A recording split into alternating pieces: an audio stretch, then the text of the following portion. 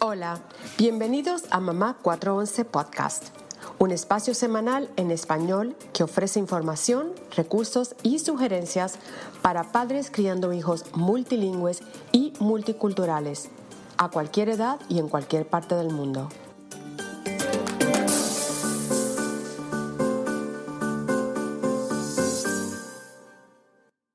Hola a todos, bienvenidos. Hola Erika, saludos, ¿cómo estás? Hola a todos, bienvenidos. Hoy nos acompaña una madre mexicana radicada en Texas. Ella es Blanca Velázquez Martín, psicóloga clínica acreditada en la crianza positiva y la salud emocional del niño. Es también experta en el método Montessori y con Blanca vamos a platicar de su trayectoria bilingüe y bicultural y el impacto psicológico y emocional de una crianza bilingüe y multicultural, que me parece un tema súper importante. Bienvenida, Blanca, qué bueno que estás por aquí. Muchísimas gracias, de verdad, todo un honor, Erika y Maritere, por tenerme por aquí. Qué suerte que te tenemos por aquí, Blanca, de verdad. Teníamos muchas ganas de que estés en el podcast y que nos cuentes un poco toda tu experiencia profesional también, pero primero empecemos por Blanca, que es, por lo poco que dijo Maritere, sabemos que es mexicana. ¿Y cómo llegaste a Texas? Y Sí. ¿Dónde entra el bilingüismo en tu vida? Sí, bueno, yo de nuevo soy Blanca, es de verdad un honor estar aquí con ustedes porque yo aprendo mucho de ustedes. Yo, como dijo Maritere, soy mexicana, yo nací en México, yo crecí en México, yo siempre digo, yo crecí en México. Alrededor de los 17 años, toda mi familia se mudó a Estados Unidos. A Texas justamente, y eso fue ya hace 20 años, o sea que digamos que digamos que es la mitad de mi vida ha sido aquí. Terminé high school aquí, hice la universidad aquí y eventualmente me mudé a Filadelfia, fue allá donde me casé. Me casé con un neoyorquino, mi esposo es de aquí, de Estados Unidos, de Nueva York. Y ahora estoy de regreso en Texas, y Estados Unidos es ahora realmente donde crecí mi vida adulta, ¿no? Donde me desarrollé como adulto con esa base mexicana. Crecí como adulto aquí, como profesional, y es aquí donde empecé mi familia. Y ahora me preguntabas tú, Erika, ¿cómo está lo del bilingüismo, no? O sea, es el yo ser bilingüe, llegar como una persona, yo creí bilingüe, pero bueno, ya el completamente estar en una cultura ya el lenguaje es otra cosa, ¿no? Y ahora, al casarme con alguien que creció aquí, que es un estadounidense que habla inglés, ahora el estar teniendo y fomentando el desarrollo bilingüe en casa y bicultural, como Maritere siempre nos recuerda, ¿no? No es solo el lenguaje, sino el biculturismo. Entonces, en esas andamos, mi hijo tiene 3 años, entonces, pues, en el mero mero. Llegamos a un poquito más atrás. Te mudaste a los 16, 17 años.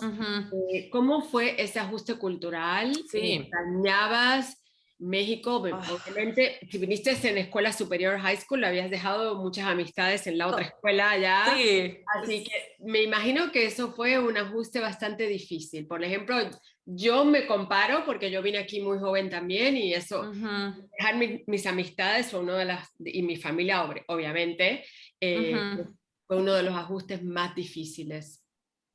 Sí, y es la juventud, ¿no? El hacerlo en la mera juventud en la que estás realmente encontrándote tú, ¿no? Estás encontrándote tú, tienes como dicen aquí, el village, ¿no? Que tienes como una villa de gente, de personas con las que te estás desarrollando, identificando y creando tu propia cultura como persona, y el desarraigarte de esa parte justo en esa etapa tan importante, ¿no? Sí, fue difícil, obviamente. O sea, estaba justamente en preparatoria, que es en México lo que le llaman el high school, es la preparatoria, que es donde estás desarrollando estas relaciones sociales tan importantes, estás decidiendo qué vas a hacer tú ya en la universidad, estás haciendo planes, no estás como entre ese trecho de ser niño y de convertirte en un adulto que está creando metas, que está creando una vida, y de repente este cambio, ¿no? Entonces sí, fue fuertísimo, yo extrañé muchísimo, yo estaba muy en contra de lo que era ese cambio, y el llegar aquí justamente en esa misma etapa, ¿no? Una etapa en high school en la que te presentas y la gente ya tiene esas relaciones forjadas, esas metas ya más o menos vistas, ya se tiene un grupo a esa edad de quién es tu gente, de quién es tu grupo, de quién es la persona en la que te estás convirtiendo. Entonces yo al llegar, el cambio de escuela a esa edad es un rollo, ¿no? Pero el hacerlo en otro país, en otro lenguaje, mencionaba yo, yo llegué ya, digamos, bilingüe. En México el inglés es base en muchas escuelas, como lo fue en la mía.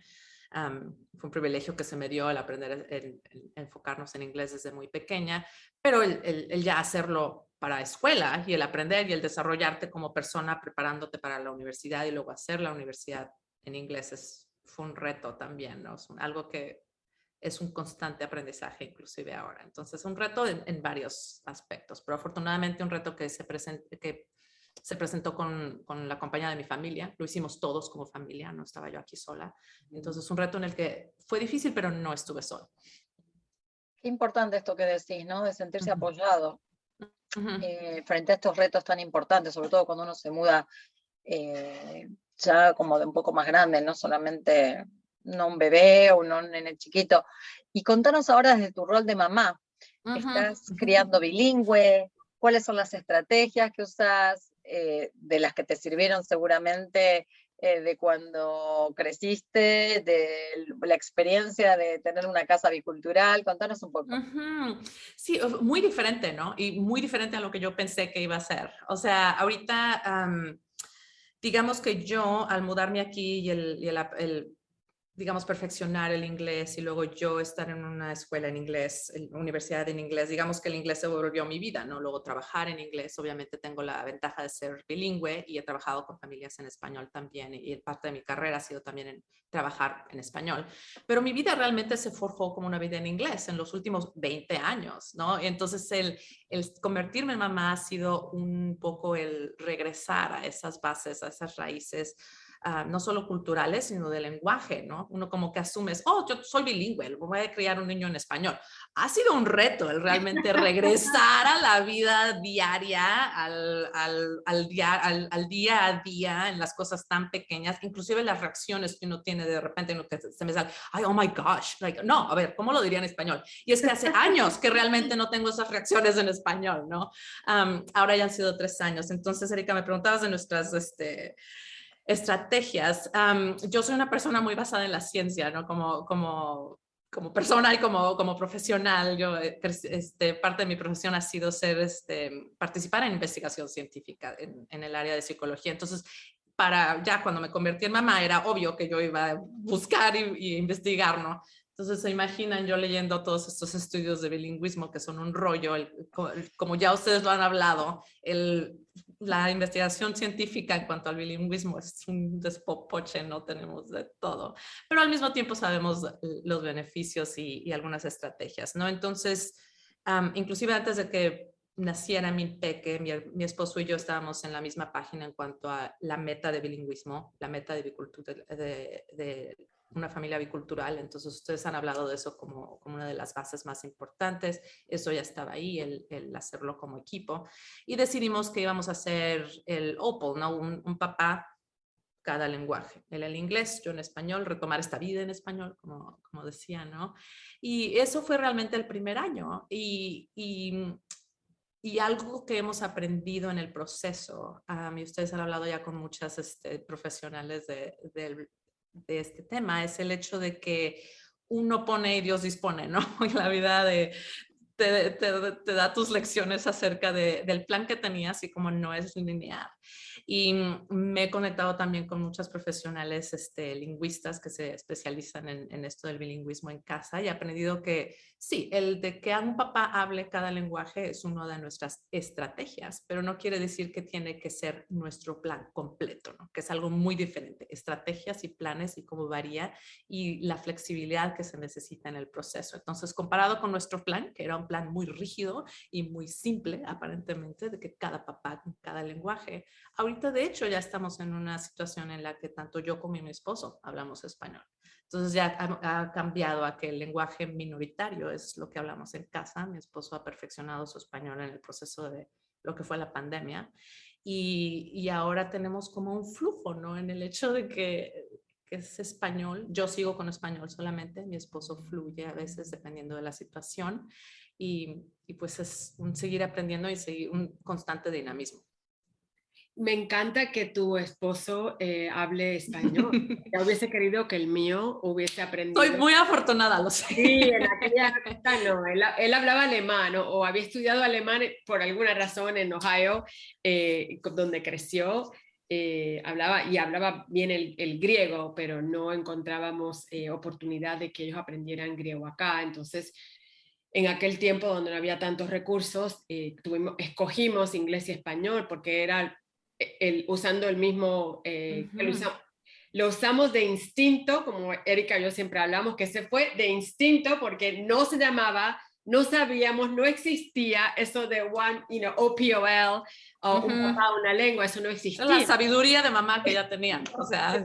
Eso, así que, pero me encanta que entiendan que es, y no me extraña para nada por tu amor por la ciencia, que entiendas que es algo que debe ser flexible y que cambia conforme a la edad del niño, conforme a la situación de la familia. O sea, es un proceso que no siempre va a ser el mismo y que eso lo entiendan desde ya, de que el nene ya tiene 3 años, pues me parece increíble y mira, en unos cuantos meses podría volver a cambiar otra vez y puedes... Oh, sí. Y eso lo aprendí. Dices que te da gusto que ella sepa, pero Mari y Erika, como lo han dicho ustedes y muchas personas que se presentan aquí a platicar con ustedes, aprendí a palos a veces. O sea, no tiene uno esa rigidez como mamá de que, como lo es en muchos aspectos de la crianza, no es que este es el plan que yo tenía. No, es que así tiene que ser.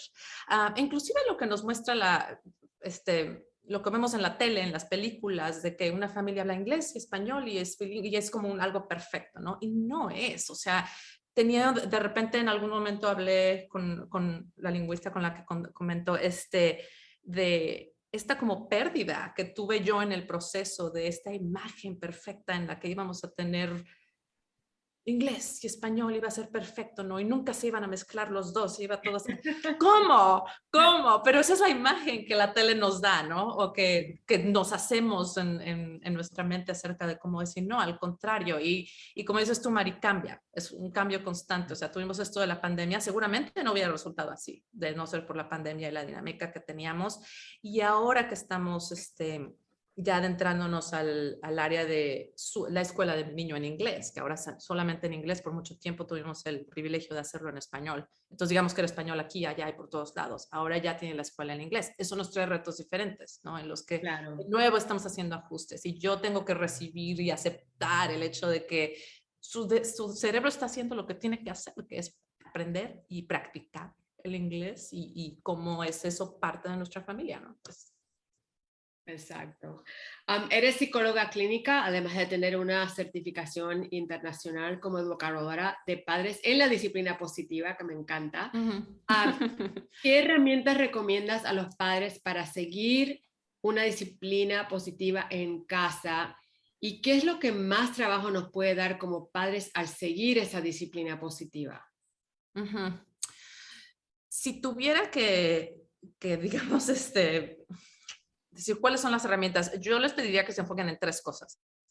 Número 1, en reflexionar uno mismo en cuáles son las metas de uno al pensar en la disciplina.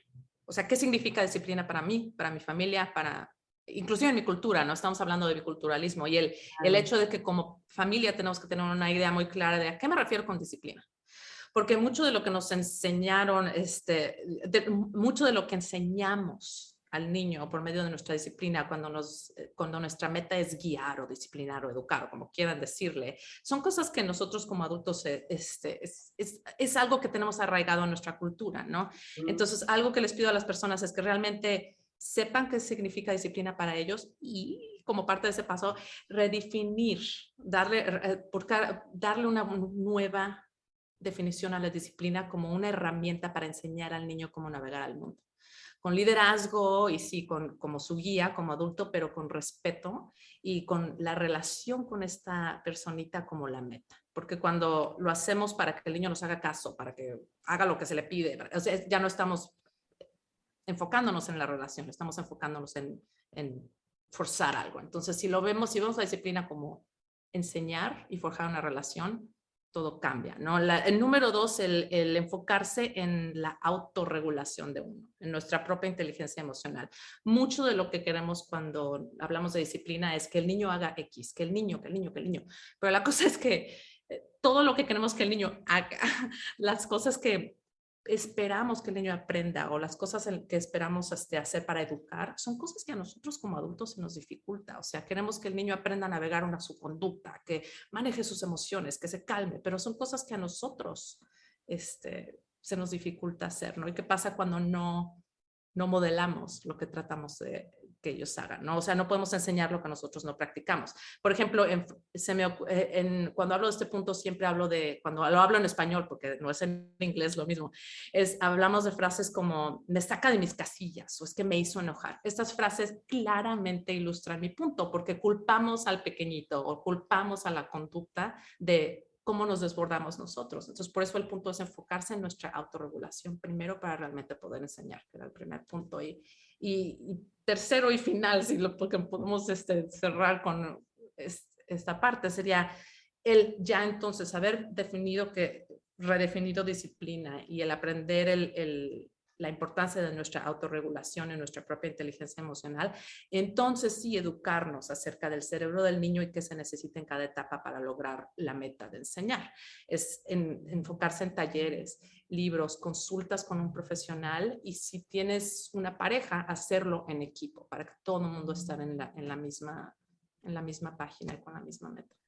Bueno, y a eso le añades estar en un lugar nuevo, en un país nuevo, donde ahí entonces estás criando y ahí por ahí te dejo a Erika porque ella tiene una muy buena pregunta. Estaba pensando, ¿no? Esto que lo decías tan claro, ¿no? El niño, el adulto y esta interacción, ¿no? Tan claro lo estabas exponiendo que cuando uno puede trasladar esos conceptos, y con esto no quiero decir que es todo tan fácil, ni es lo que estás comentando, no. Obviamente, después uno en el momento, se autorregula, ¿cómo hago? ¿No? Obviamente es mágico, me autorregulo y funciona. No está claro, a esto me refiero, lo estás explicando muy claramente, escuchándote, uno puede pensar en un montón de situaciones cotidianas en las cuales uno se saca de las casillas, como decimos, y qué es lo que lo sacó de las casillas o cosas así, que son cosas como muy sencillas, no tienen por qué ser ¿no? Como un gran problema, ¿no? Lo que estoy planteando, pero frente a situaciones complejas para todos, con un gran nivel de estrés, como puede ser una mudanza de país, que es algo que hemos vivido muchos de los que estamos en estas ondas de podcast, escuchándonos, que es un proceso que, digamos, que conlleva tanta cosa, desde el momento en que tomamos la decisión y todos los pasos para ejecutarla, hasta que llegamos al nuevo lugar, etcétera, ¿no? Y siempre hablamos, y siempre lo comento cuando la gente me consulta, es ¿dónde quedan nuestros hijos en todo esto? ¿No? Porque son todas cosas como hay que hacer los papeles, hay que tomar las decisiones, hay que formar un contrato, hay que hacer un visado, etcétera. Son todas cosas como que están en la esfera del adulto, ¿no? Y cómo involucramos, desde dónde involucramos a nuestros hijos, ¿no? No son una caja de mudanza más que viene con nosotros. Tiene un impacto en su vida, concretamente. ¿Cuál es tu perspectiva desde esto que estás contando del impacto emocional, ¿no?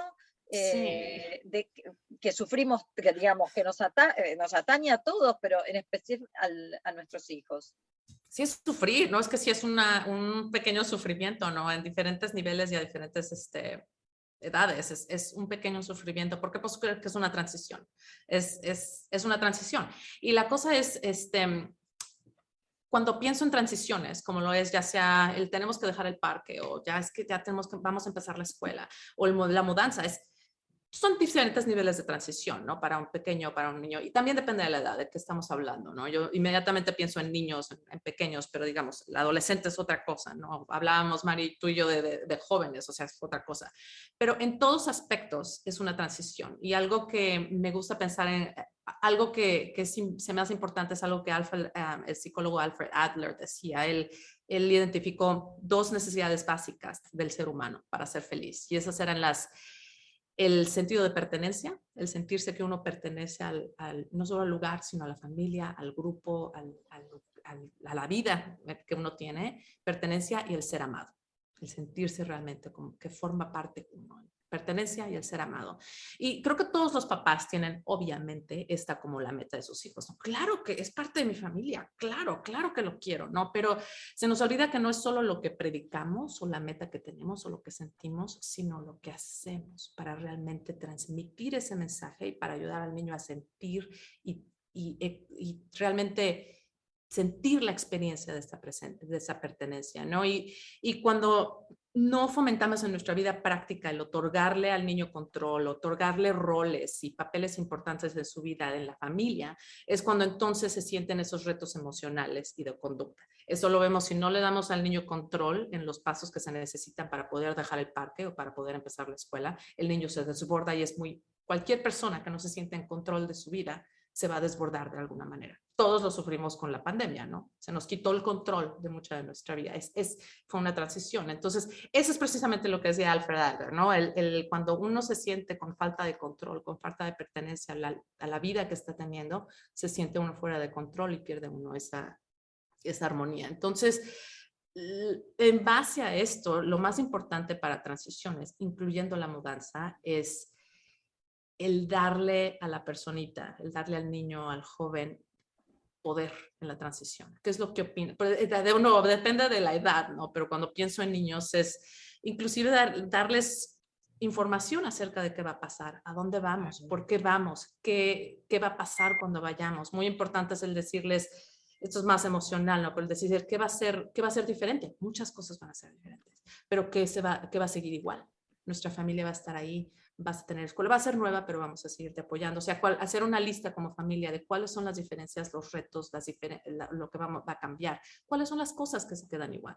Y juntos, desde hacer su maleta, desde empacar sus cosas, desde ver el mapa hacia dónde van, desde participar en visitar la escuela en la que van a estar, hacerlos partícipes de la nueva casa en la que se van a mudar, aunque vean fotos o que vean en Zillow o lo que sea. Estas son las casas que estamos viendo. Y obviamente uno va a tomar la decisión, ¿no? Pero el hacerlos partícipes al nivel que sea adecuado para cada edad del proceso. Uno quiere sorprenderlos o ahorrarles el sufrimiento, ¿no? Pero esa es la otra cosa, que como parte de esta pertenencia y el sentirse amados y en control, mucho de eso es hacerlos partícipes en aspectos de la vida práctica de la mudanza.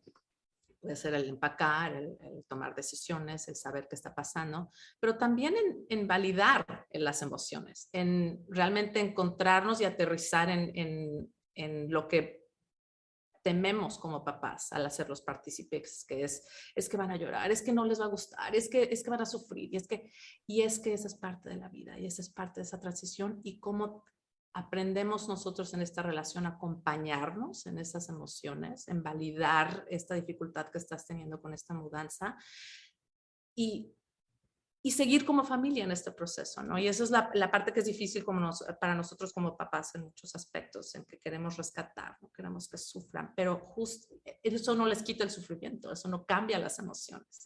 Entonces es el enfocarnos, como en cualquier otra transición, tan pequeña o tan grande que sea, en validar las emociones que el niño está teniendo en el proceso, en acompañarlas. No se tienen que resolver, no quiere decir que van a acabar, pero hacerlo acompañados, con pertenencia, con amor, pero que se demuestre.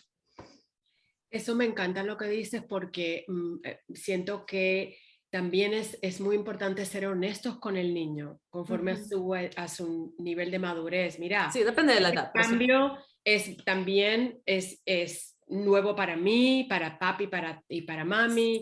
La relación, sí. Para que ellos entiendan que no son ellos los únicos que están sintiendo el miedo o la inseguridad o la incertidumbre. Mira, estamos todos sintiendo esto, pero sabemos que es un buen cambio para la familia y ponerlo de una manera positiva, pero como que compartir con ellos que es también duro para nosotros dejar las amistades, dejar el lugar donde estamos, dejar esta casa para irnos a otra nueva. O sea, creo que eso es algo que, pues, no sé si en las generaciones pasadas tendríamos a hacerlo. O sea, los papás tomaban una decisión, por ejemplo, en mi casa, se tomaba una decisión y era esa, y como que no había mucha explicación del por qué. Entonces, cuando mi esposo y yo nos decidimos, mira, vamos a formar esta familia, pues sí, uno agarra lo que sabíamos de la crianza, como nos criaron a nosotros, pero también rescatas o traes nuevas maneras, y una de las maneras que nosotros, mi esposo y yo usamos es hacerlos partícipes, explicarles, darles oportunidad, aunque la decisión no estuviera tomada, que ya era lo que íbamos a hacer, pero vamos a escuchar cómo se sienten ellos y vamos a también compartir con ellos cómo nos sentimos nosotros. Es crear pertenencia, ¿no? Es eso precisamente de lo que estamos hablando. Yo creo que sí. Es muy interesante porque esto no sucede y estuvimos hablando con Mari también en otros episodios, pero recientemente lo hablábamos respecto a situaciones de acoso que sufrimos adultos y niños respecto a ser los nuevos, ser los diferentes, hablar con el acento, etcétera. Y justamente comentábamos esto, ¿no? En el momento en que uno se pone en la situación de esto nos está sucediendo a todos de una manera u otra, esto yo lo resuelvo como papá, lo resuelvo de esta forma, quizás esto te puede servir, o pedir a nuestros hijos, según las edades, alguna ayuda. ¿Cómo le podría contestar mejor a esta persona del trabajo que siempre me tiene que decir algo cuando, ¿no? Como cuando comento algo, ¿no? Como estas cosas de adaptaciones. Y me imagino que cuando te mudaste, que ya te mudaste de adolescente, tu visión de lo nuevo, por más que uno puede conocer, en este caso Estados Unidos, y tienen todas estas estereotipos de, ay, porque en Estados Unidos la gente es así, o asá, ¿no? No, ya estar inmerso es otra cosa, ¿no? Tal cual, ¿no? Entonces, ¿cómo como familia, ¿no? Cada uno juega un rol y es tan importante. Y si querés contar uno esto un poco bueno, a tu plataforma, ¿no? A Whole Child Home, si nos querés contar un poco cuál es tu objetivo y qué es lo que ofreces.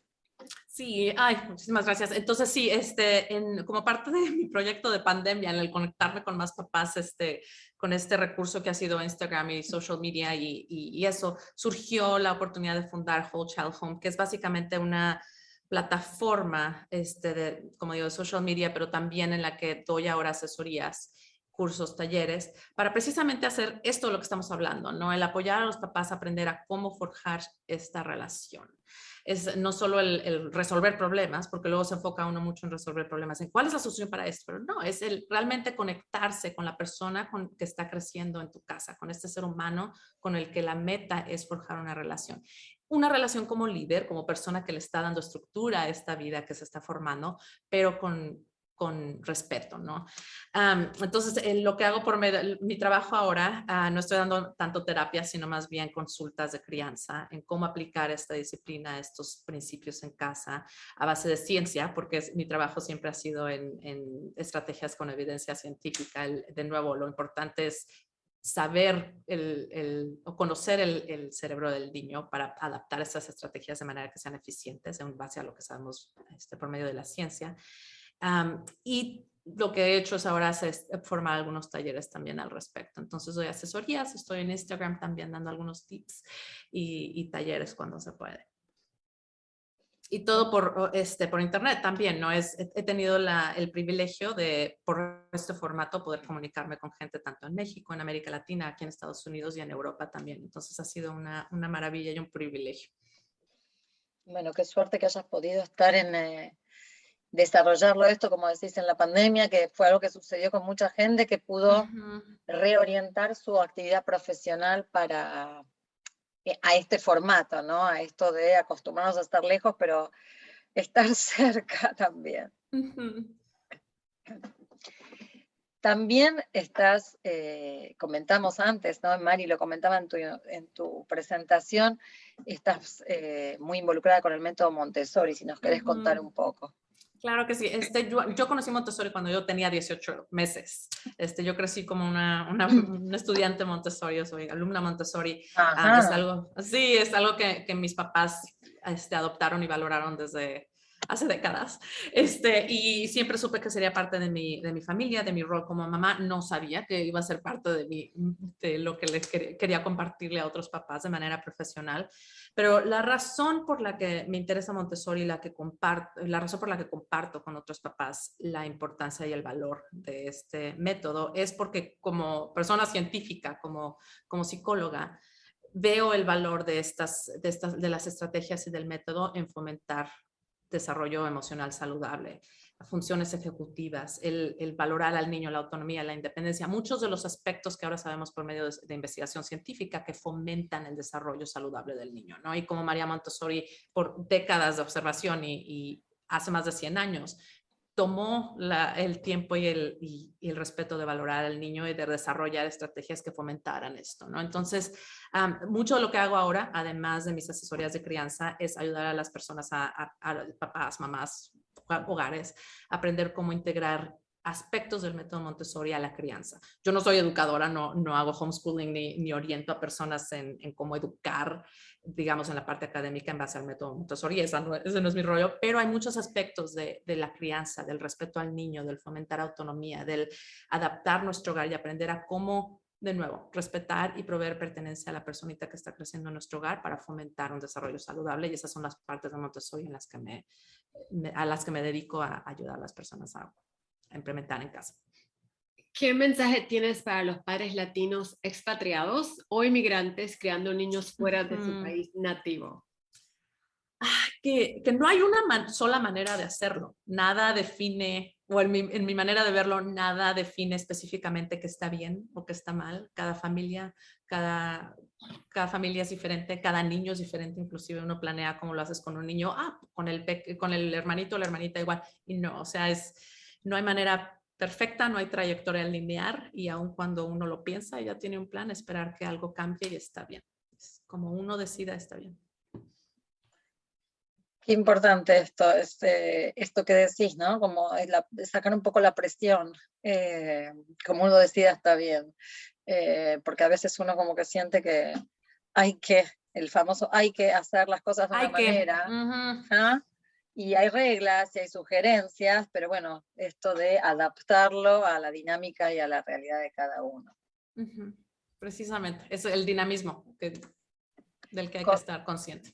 Contanos en las redes que comentabas esto, que estás ofreciendo cursos y charlas, contanos dónde te puede encontrar nuestra audiencia. Sí, la conexión que más me gusta, porque es más inmediata, es en Instagram. Normalmente yo por ahí contesto mensajes muy fáciles donde me ven dando tips con videos, etcétera, en whole.child.home. Es Whole Child Home, pero con puntos ahí en Instagram, y también por email o como sea en www.wholechildhome.com. Por ahí ven toda la información desde blogs hasta asesorías o inclusive la conexión con Instagram. Todo está ahí en wholechildhome.com. Me encanta, porque puedes llegar a cualquier parte del mundo, como sabes. Nos escuchan en 27 países alrededor del mundo. De hecho, hemos entrevistado, Erika y yo, a muchas mamás mexicanas que viven en otro país. Sí. El año pasado, una mamá que vive en Islandia, que nos encantó platicar con ella, porque imagínate, ¿qué íbamos a saber que había una mexicana en Islandia? De hecho, se me olvidó decir esto, ¿no? Tips o un mensaje para personas que están criando una familia bilingüe o bicultural o expatriada, en donde quiera que estén, es sí, el que no hay manera, una sola manera, pero que siempre lo más importante es encontrar tu villa, tu grupo de gente, tu village, tu apoyo. Y es así como las conozco a ustedes. No estoy aquí porque he aprendido a valorar el impacto de aprender y conectarme con otras personas que han pasado por lo mismo, porque el hecho de que el conectarnos en nuestras diferencias y en nuestros retos es la manera en la que yo personalmente he sentido más apoyo, en la que he crecido más, en conectarme con personas que están pasando por lo mismo y aprender. Entonces, la comunidad, que ahora tenemos la oportunidad de hacerlo virtual, ha sido fantástico. Qué maravilla, qué maravilla. La verdad que hay partes en la tecnología que todas amamos. Bueno, gracias Blanca por habernos acompañado. La verdad que una charla muy, muy rica, muy linda. Ya te avisamos cuando sale el episodio, pero un placer platicar contigo. Gracias a todos por sintonizar.